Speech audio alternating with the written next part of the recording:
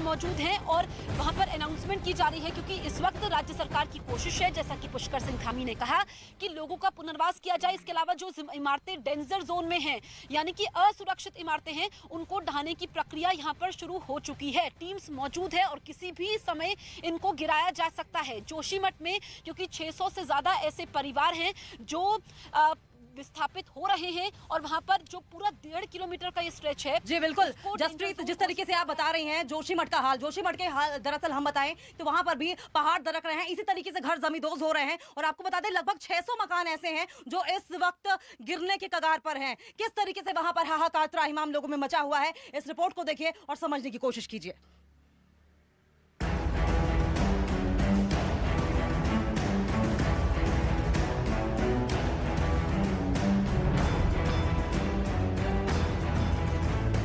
जोशीमठ में दरारों से दहशत चरम पर है।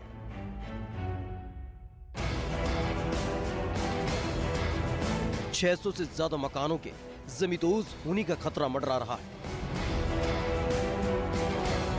कई मकानों को खाली कराया जा चुका है। जिन मकानों को खाली कराया गया है उनकी हालत कितनी डरावनी हो गई थी वो आपको दिखाते हैं। छावनी बाजार में सबसे पहले मैं आपको वो सबसे ऊपर की बिल्डिंग दिखाऊंगी। वो बिल्डिंग इतनी जर्जर है कि अगर वहां पर पैर रखा जाए तो शायद वो बिल्डिंग जो है वो धड़धड़ा कर नीचे गिर जाए। अब उसके बाद की नीचे की बिल्डिंग में आई है, उसमें इतनी मोटी मोटी दरारें हैं कि दीवार का आगे का हिस्सा जो है वो निकल गया, केवल ईंट हीट रह गई है। क्योंकि उसके नीचे भी अगर आप देखेंगे जहाँ पर आपको एक लकड़ी का दरवाजा दिख रहा है, उसकी साइड में ऊपर की तरफ जो दरारें हैं वो कितनी गहरी हो गई कि साइड की दीवार तो है ही नहीं, खैर ऊपर आप देखते हैं तो आपको अंदाजा होगा कि कितनी गहरी दरारें जो है वो पड़ गई हैं। ये मकान गिरा तो उसके नीचे मौजूद इस घर का वजूद मिटना तय है।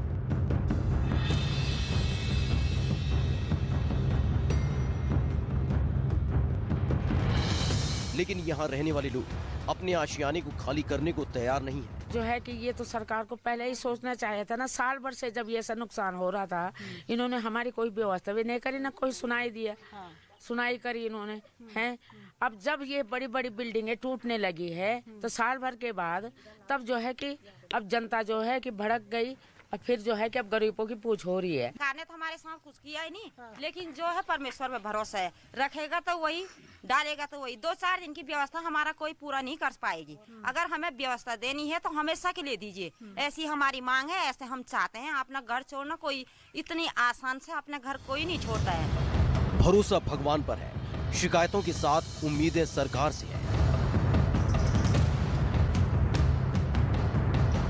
जोशीमठ का मंजर कितना भयावह हो चुका है, इसकी एक और तस्वीर देखिए। हाँ, लोगों को घरों से जाने के लिए कहा गया है और ये स्थिति यहाँ पर बनी हुई है। घर की तस्वीरें आपको दिखा रहे किस तरीके से सीढ़ी पूरा कोना छोड़ चुकी है और अंदर बेहद खतरनाक तस्वीरें। इसके ज्यादा अंदर जाना हमारे लिए भी खतरनाक है, पर यहाँ फर्श से आप जरा शुरुआत कर लें तो आपको नजर आएगा कि क्या हालत यहाँ पर बनी हुई है। पूरा फर्श जो है 2 भागों में यहाँ पर टूट कर बिखर गया है। जरा दीवार ऊपर की तरफ देखिए, दीवारों में किस किस तरीके के गैप्स आ गए हैं। पीछे तक पूरा जो मकान है वो टूट कर खिसक गया है। जोशीमठ के मकानों में काफी पहले से दरारें आनी शुरू हो गई थी। ऐसे में कई लोग अपने घरों को छोड़कर किराए के घर में रहने लगे थे। ऐसे ही लोगों में शामिल है रीना देवी, जो चलने फिरने में भी लाचार है। अपने बच्चों के, अपने भविष्य के लिए हमने मकाने बनाए थे। तो मकान क्या अभी क्या हालात है? बहुत बुरी हालत में, सामान सारा घर में पड़ा है। हम खाने पीने के लिए लाए हैं 2-4 बर्तन यहाँ पे। मैम